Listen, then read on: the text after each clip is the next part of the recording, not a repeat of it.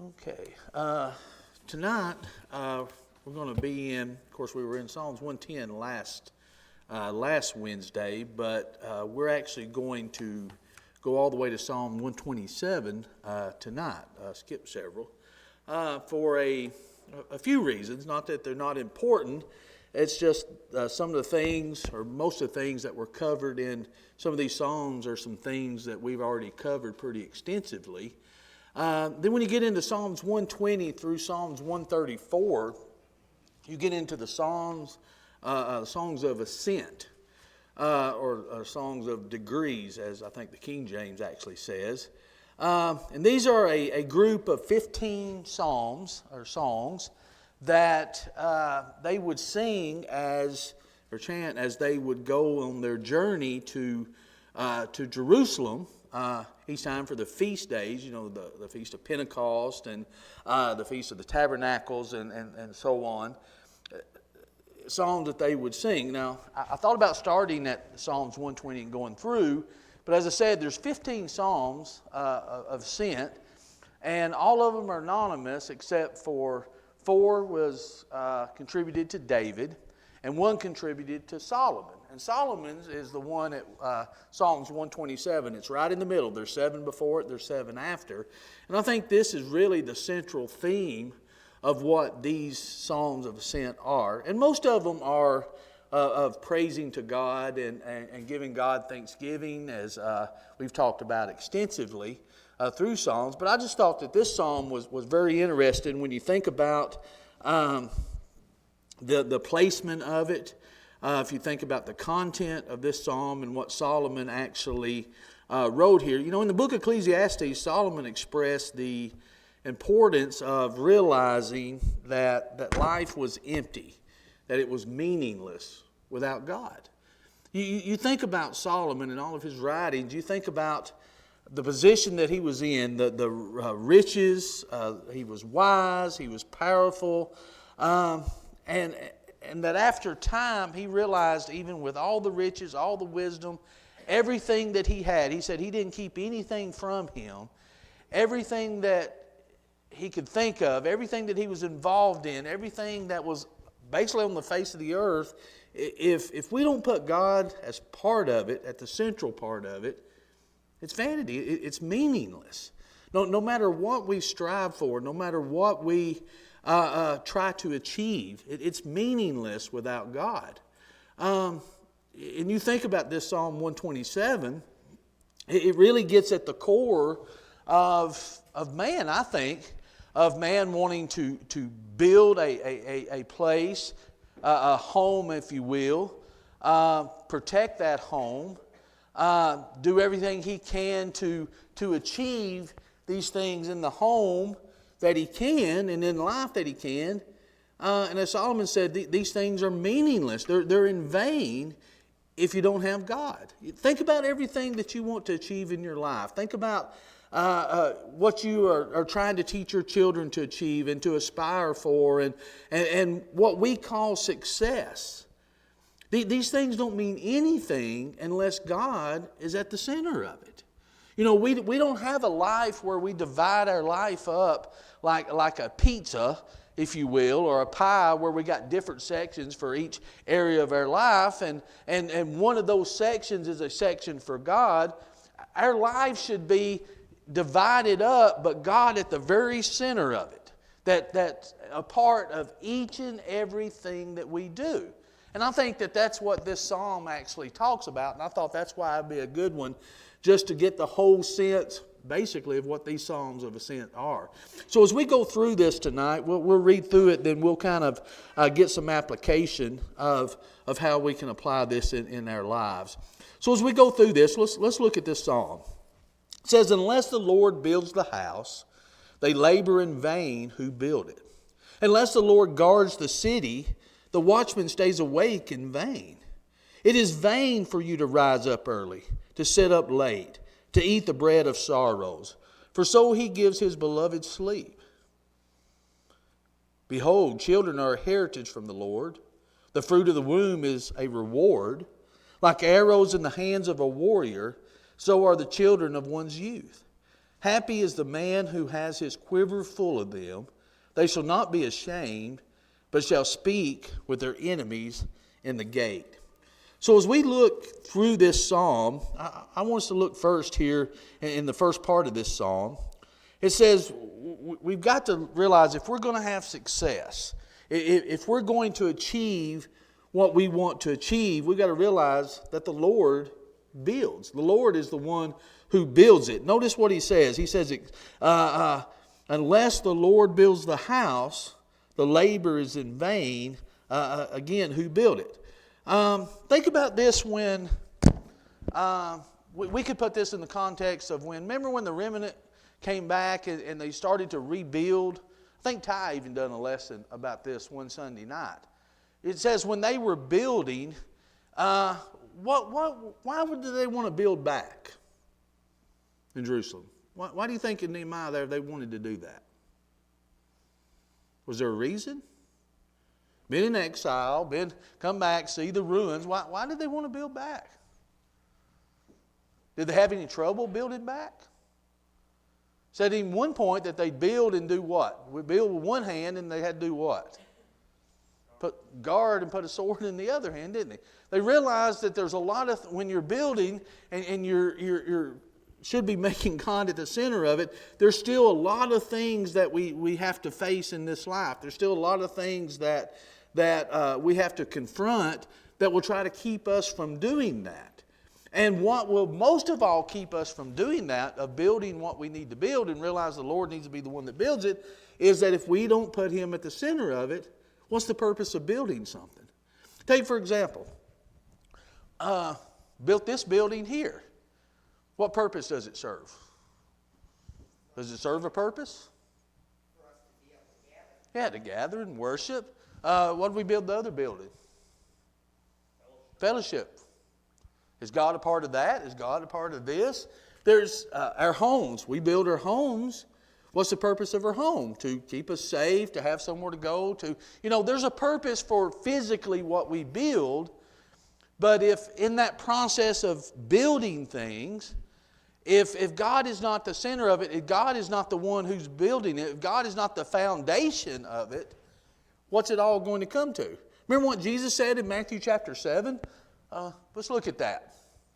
Matthew chapter 7, He said, "Therefore who hears these sayings of mine and does them, I will liken him to a wise man who built his house on the rock. The rain descended, the floods came, the winds blew, beat on that house, and it did not fall.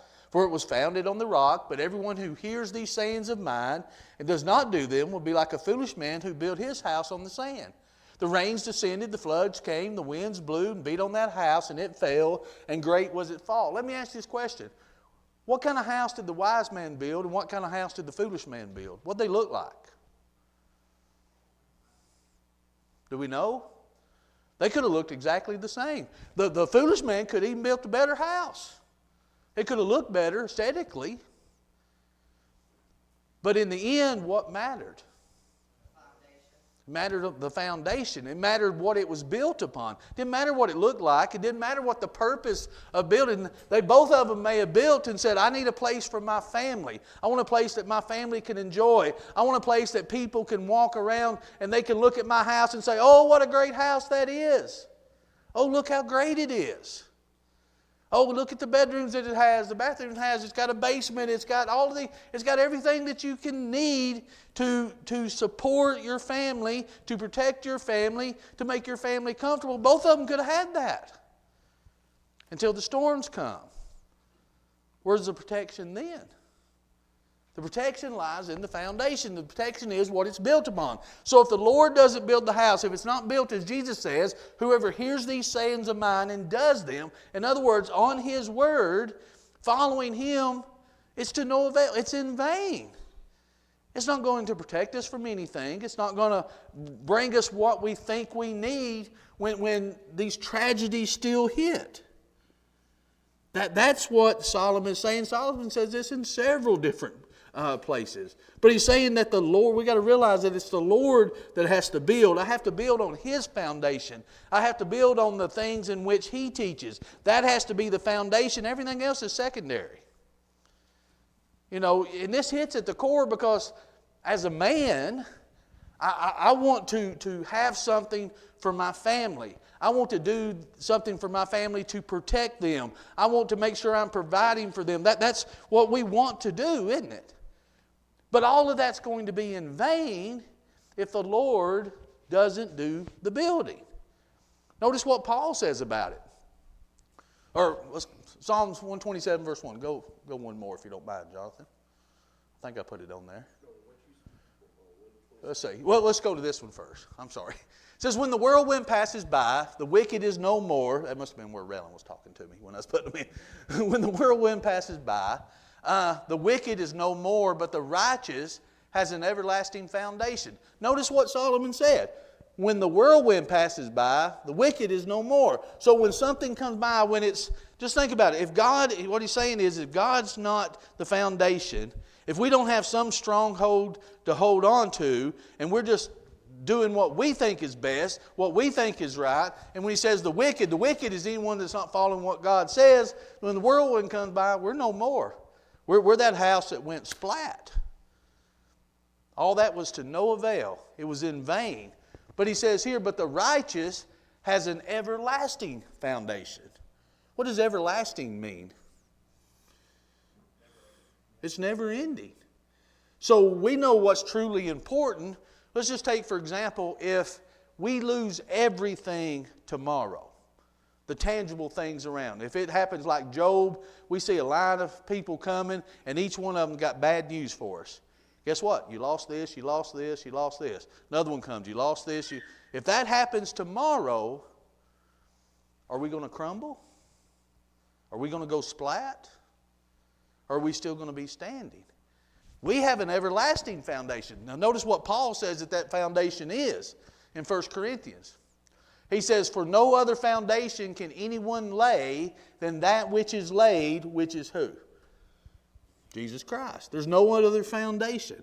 So everything that we do, whether it's our personal home as far as our home life, whether it's our congregational life, like I talked about Sunday, you know, we can get caught up in so many distractions that the things that we think that matter are really in vain.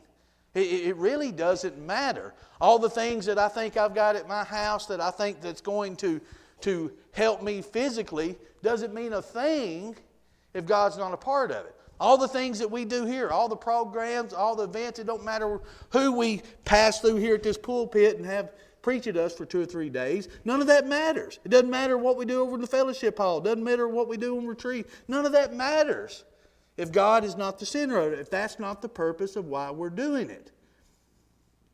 You follow me? You see, these things can, as Solomon says, they may look good to us. He was wise. He was rich. He was powerful. He could do anything he wanted to. Everything was his beck and call. And he said, if God's not the center, it's all in vain. All of it. That's a little scary, isn't it?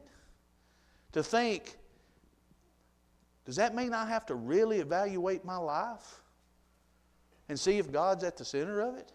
Does that mean I really have to evaluate my Christian life and see if everything that I think that I'm doing is good, is God truly at the center of it? I mean, think about that.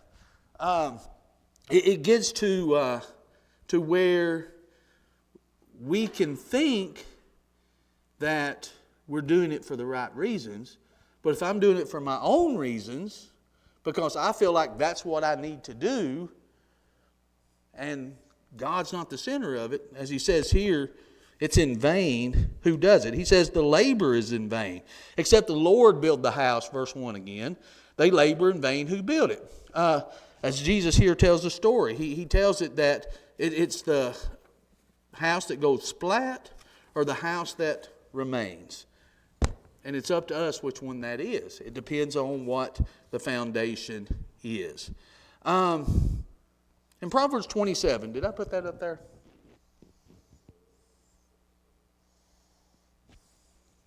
In Proverbs 27 and verse 1, well, I would have had it. Unless the Lord guards the city, the watchman stays awake in vain. So it comes down to the Lord builds, that our labor is in vain if he doesn't build, and our protection is in vain if God's not a part of it. Now, Do we do anything to protect our homes and our family?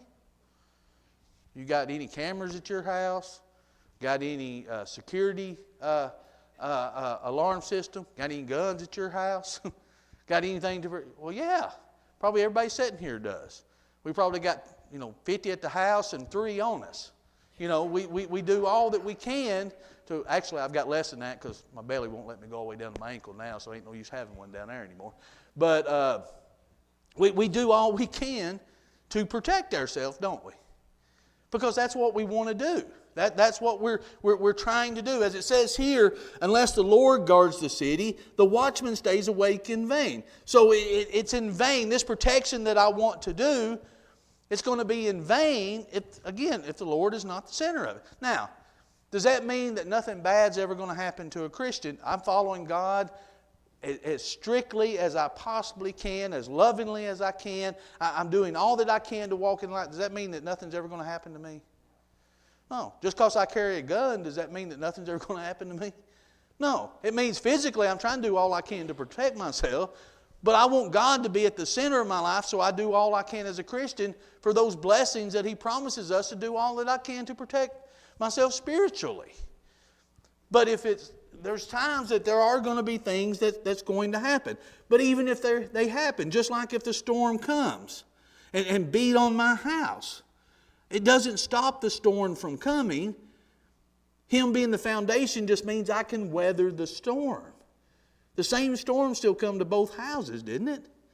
So the watchman watches in vain if we realize that it's the Lord that does the protection, that if He's not a part of my life, all this that I'm doing again is in vain, as Solomon says. He says the watchman stays awake in vain. We trust our own might rather than God's. And here's how we can do this. When we start thinking that we know better, that we've got a better way, that we've got a better plan, this is going to do me more good and protect me more as a Christian, this is what I think I ought to be doing, and it's not what God wants to do. So when we start straying away from what God wants us to do, then we're leaving His protection. Isn't that what Hebrews 10:25 says? What does that say? When I sin willfully, there remains what?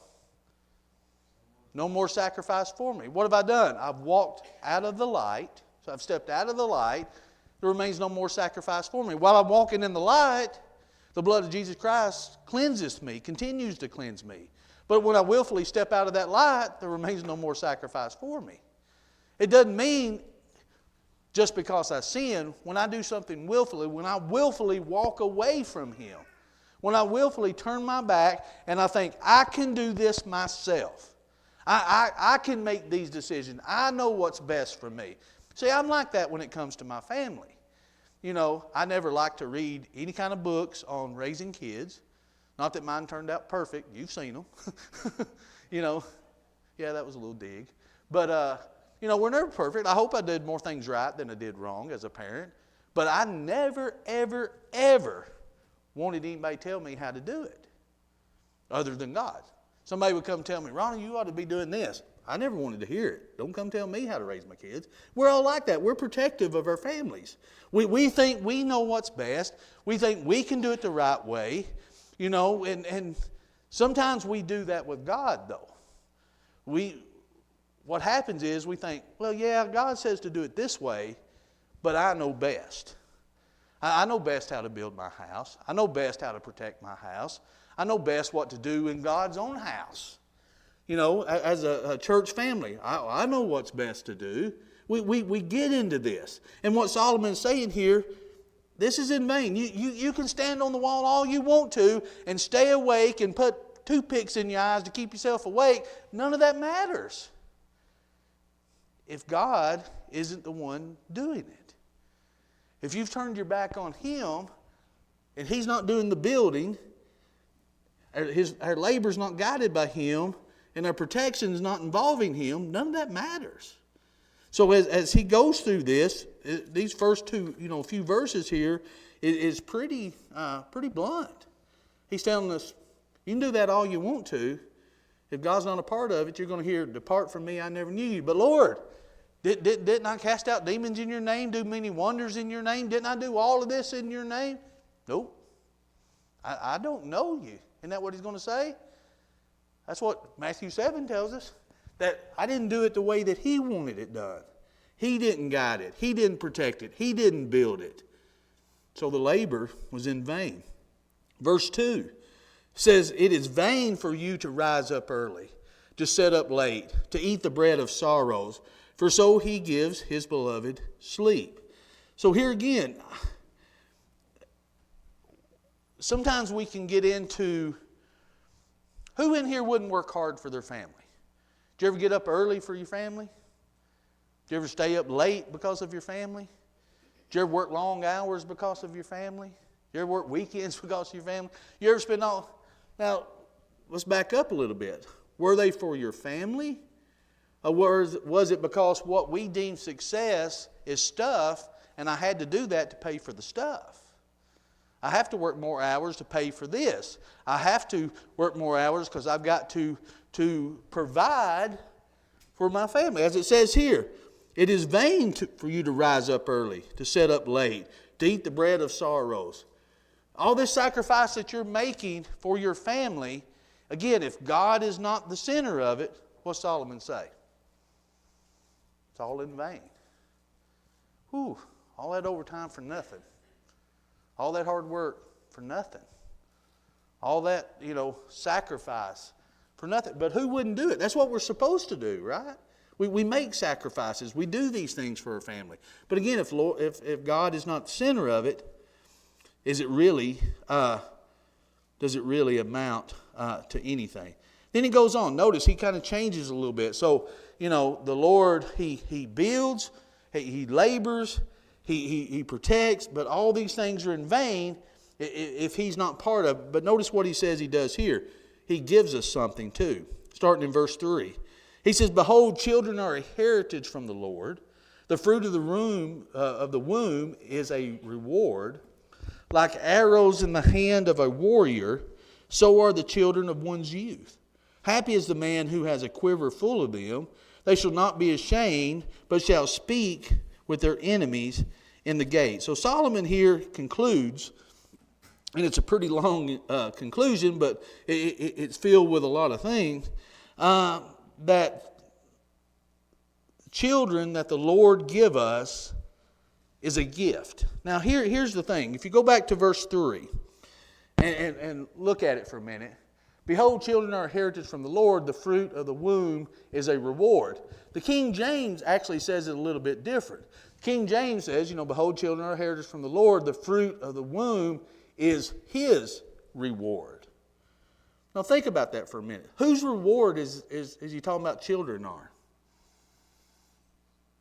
Is it the parents? Whose reward is it? It says the fruit of the womb is a reward. Whose reward? Whose reward is it? What's that? Could be. That's what I've always thought. That's the parent's reward. Your offspring is your reward. But think about how this says this. That's why I like the King James Version. It says, behold, children are a heritage. So children are a heritage from God, right? It's an inheritance. It's something that he gives. It's a gift. Our heritage from the Lord, and the fruit of the womb is his reward. Think of it this way. Our children are his.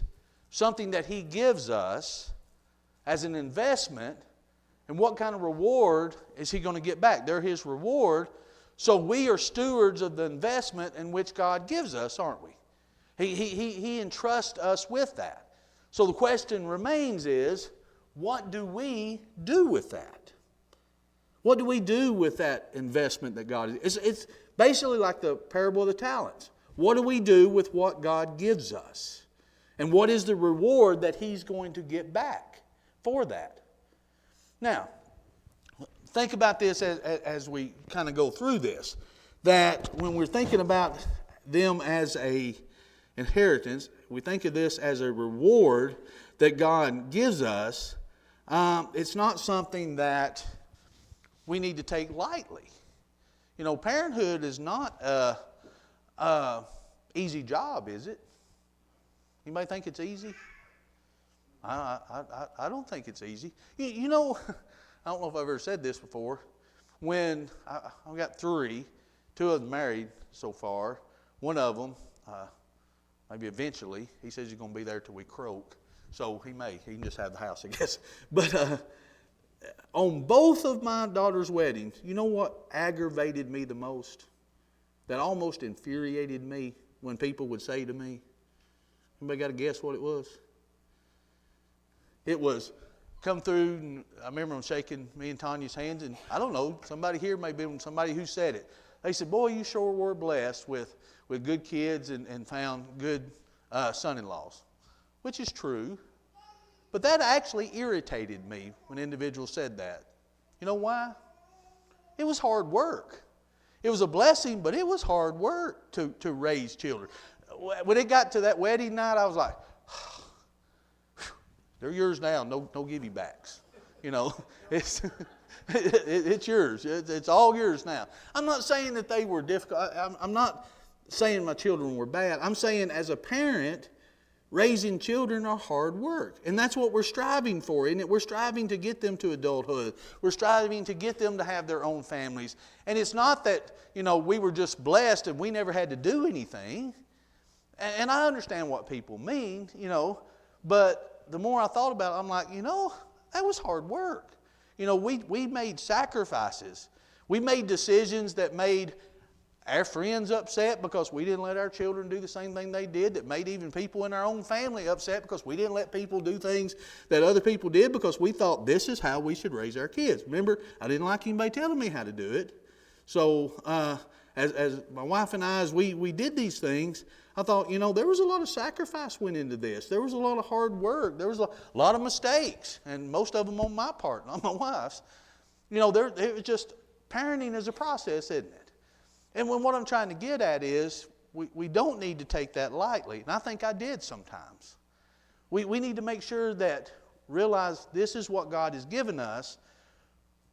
What return is He getting? What reward is He getting? What did I do with, what kind of steward was I with what He had given us? So as we think about this, as Solomon is saying here, notice, behold, children are a heritage from the Lord. The fruit of the womb is His reward. But notice, he goes on. Verse 4. He said, like arrows in the hand of a warrior, so are the children of one's youth. So, they're this gift. I'm responsible for what I do with them and how they turn out. So I'm like a warrior an archer that's got these bows and these arrows, and I'm responsible for what I do with them. Does an archer have any responsibility? Well, let me ask you this. Does anybody have any responsibility with any weapon that they have? Is there any responsibility of it? What's that? Yeah. Those of you that may take a gun class, you know what they tell you when you fire that bullet? What are you responsible for? Everywhere that bullet goes. Our instructor said you don't need one that's going to go through them and 15 people behind them. You want to stop the threat in front of you, right? The same thing with an arrow. When it comes to, if it's comparing the arrow as children, I've got a responsibility, one, to learn how and know how and get instructions to how to fire that arrow, right? I need to know how to operate a bow. I need to know how to make these arrows or fix these arrows or make sure that I can get them where I can point and shoot them in the right direction. I can't just pick up a bow and arrow and expect to hit the target and never learn, can I? I can't expect to do that. I have to make sure that I'm trained, I'm disciplined myself, that I can discipline those arrows to go where they're supposed to go. I've got an awesome responsibility there. He's not just saying, they're very blessed that he got a quiver full of arrows. Oh, these arrows just appeared. I can automatically know how to shoot them. They're going to go right to the target. Yeah, we're blessed, the one that's got a quiver full of them. But I'm responsible for that quiver that's full, aren't I? I'm responsible for those arrows. I'm responsible for, I've always thought of it this way. I'm not responsible for the choices my children make as they get older. I don't think I'm responsible for that as a parent. But I am responsible for how I've taught them to make those choices, aren't I? I'm responsible for how I've taught them to make the choices in which they make. Now, it's not a guarantee. As we go to Proverbs 22:6, train up a child in the way they should go. When he is old, he will not depart from it. This isn't a guarantee a child's going to be a Christian when they grow up. It's not a guarantee that when I pull that bow back and I shoot that arrow, it's not an absolute guarantee it's going to hit that target. I could do everything I possibly can do to make sure I'm trained the very best that I can to shoot these arrows, but is there anything that could happen that could keep that arrow from hitting the target? There could be some things that's out of my control that happen that I don't know that's about to happen. Or there's some things that's in my control that I've done the very best that I can do, but I still didn't do it right. There's things that just happen in life. The point of this and the point of what Solomon is saying that, oh, you're just blessed to have kids, you better hope you have a lot of them, and you're going to do good no matter what. It's not like that at all. It's you're responsible. You've been given something. God has invested something in you. And what He's invested in you, in this particular case, is a family.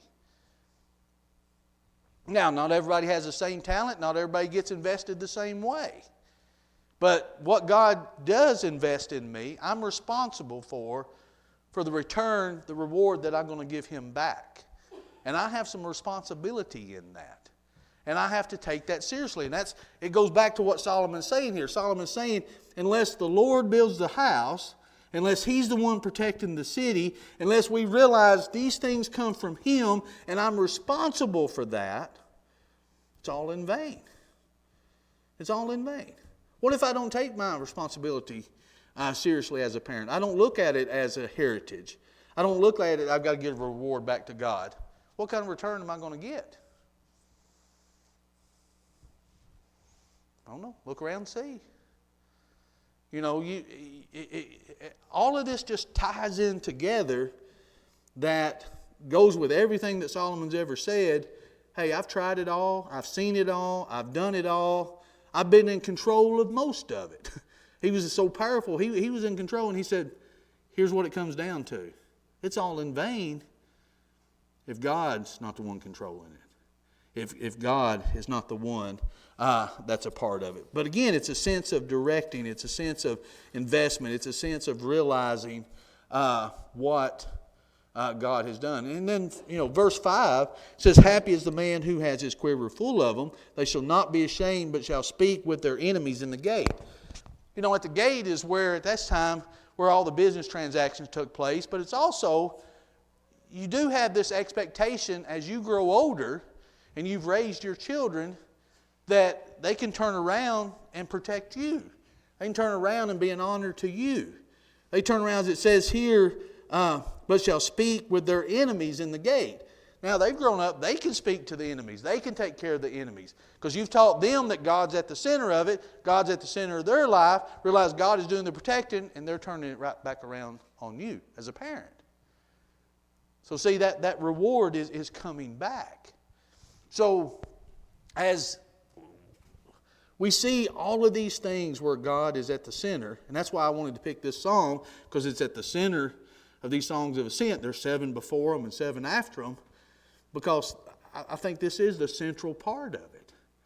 And what Solomon is saying is, because God is at the center part of what we do. If they were singing these songs, where were they singing them going to? Worship? Going to the feast day, going to Jerusalem? Why? God was at the center of it. They're going there because that's what they were supposed to do. God is at the center of their life. And again, this is just another reminder of that while we're doing the things in which God said. We've studied a lot of Psalms as we've gone through these Psalms about being thankful to God, of praying to God, of just sometimes just praying prayers to God, not asking for anything, just asking for, just praising Him, just thanking Him for all that He's done. And we need these things to remind us to do that. And I think this psalm is just a reminder for us to realize, let's just take a break in our lives, whether it's our physical life, whether it's our spiritual life, both of them together, and ask ourselves, is God at the center of it? Look at every aspect of what we do, this self-examination. Boy, that's a little scary to think about doing. You think there's anything we can look at and say, I don't think I made God a part of that. Just like we talked about Sunday. It can be even the good things that's distracted us. I tell you, I've got some texts this week. I've got phone calls this week. I don't know how many of you have been called Mary this week and how many of you have been called Martha, but it's been pretty divided all week long. You know, I've had texts, would you tell Martha to get out of the kitchen and come back in here? You know, would you tell Mary to get up off the couch, come in here and help me? That's what I've heard since Sunday. But it can be distracting. Things can distract us, and I think this is what this psalm builds upon is we can get distracted with a lot of things in life. We can do a lot of things in life. We can do things that we're supposed to do in life. But if we still don't make God at the center of it, it's in vain. We did it for nothing. And it doesn't amount to it. It's like Paul said about love. I can do all these things, make all these great sacrifices, but if I don't have love, it doesn't profit me anything. And I think basically that's what Solomon is saying here. Any final thoughts, sir? I guess I turned this into a sermon instead of a Bible study. I didn't mean to do that. Sometimes I get up on that crate a little bit and start yelling. Any final thoughts, questions? Do we agree with Solomon? I didn't see a lot of head shaking tonight, so it kind of puts a mirror in front of our face, doesn't it? It kind of makes you think, maybe I don't have all this figured out like I thought I did, but God does, and that's who we can always turn to. And I hope that that's what we do.